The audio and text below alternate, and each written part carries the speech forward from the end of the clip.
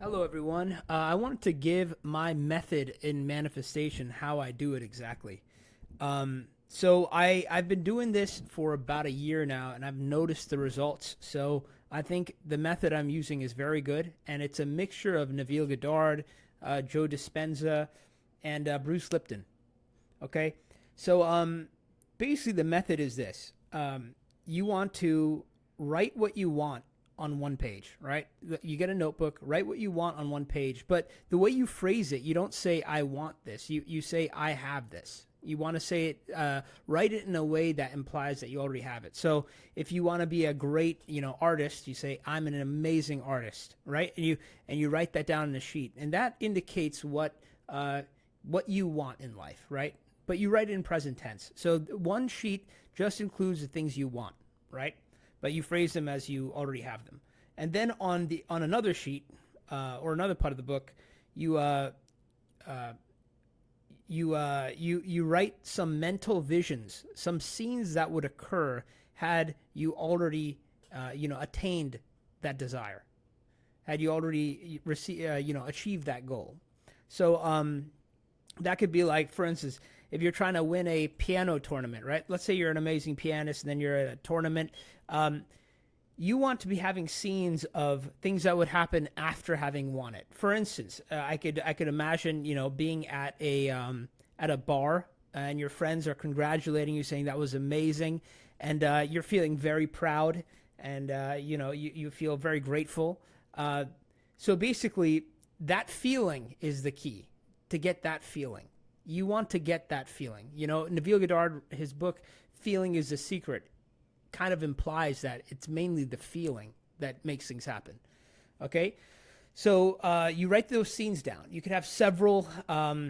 It's basically just to get the feel, get the feeling, and having the vision. So I feel that feeling mixed with vision creates reality when it goes into your subconscious. Okay? So basically, one side you have your a sheet that contains what you want, stated in present tense, like you already have it, and then on another sheet you write down scenes that would occur had you already attained your desire, things that would happen afterwards. Let's say the reason we do things that would happen afterwards is because we have the feeling of having already received that, and that feeling then affects the universe and reality to make it real. See, if you're wanting something, you're affirming to your subconscious mind that you don't have it. It creates a separation between you and it, and as a result, your subconscious mind will mold reality to make that real. So you want it, therefore you don't have it, and you will not have it because you want it. There's a separation. You see. So we got that, and then on, let's say, on the next sheet, we're going to put in our affirmations. So affirmations they don't have to be complicated. They be very simple. I heard a lot of very complicated affirmations, and I don't think it's necessary. You could have affirmations that are just like, I feel so great today. I am so happy.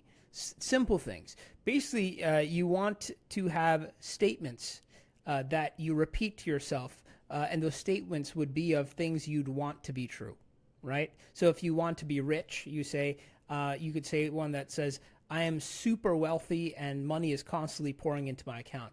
The key of the affirmations, though, is you want it to bring you the feeling of having received it. But there is some argument for something called robotic affirmations, which is like you don't have the feeling behind it, but the words keep repeating in the background. Let's say you play a recording on loop of affirmations, and those you're not really thinking about them, but they're let's say you're at work or whatever, and you play these in the background.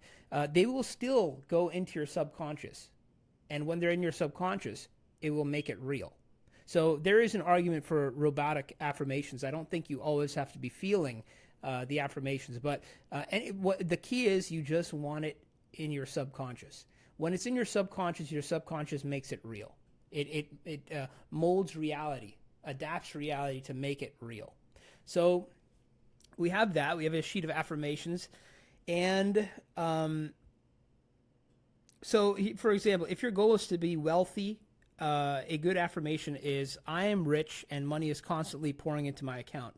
if your goal is to be happy, you can create a recording. You could a recording of affirmations saying, "I am feeling so great. Today is a wonderful day, and I'm so happy."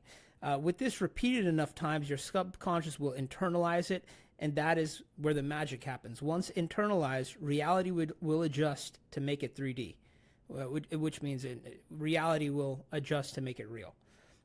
It is real in your 4D. You want it to be real in your 4D. If it's not real in your 4D, it's not going to become real in your 3D. So it starts in the 4D. What you want, and you definitely want to. Okay, so the scenes that I'm talking about, having these scenes that would occur after having received what you want. You want morning and night, especially before sleep. Take your journal and go through it. Go through the sheet that explains what you already have. For instance, the thing you want, but you state it as what you have, right? So if you want, $1 million, you say you have that sheet that says, "I have millions of dollars in my bank account right now." You say it like that, and you go through that sheet that contains what you want / have in 4D already, and so you just so you go through that sheet, and then you go through the scenes. Some people just go through the scenes, but I feel going through a sheet of what you want, like a brief sheet that has little bullet points, is really helps bring you the feeling. The scene itself, before doing that, before going through the sheet of what you want / have, I feel it doesn't have the same impact. That going through that sheet itself really changes your frequency right away, and then when you do the scenes right after, it really solidifies that feeling. So it makes it a lot stronger.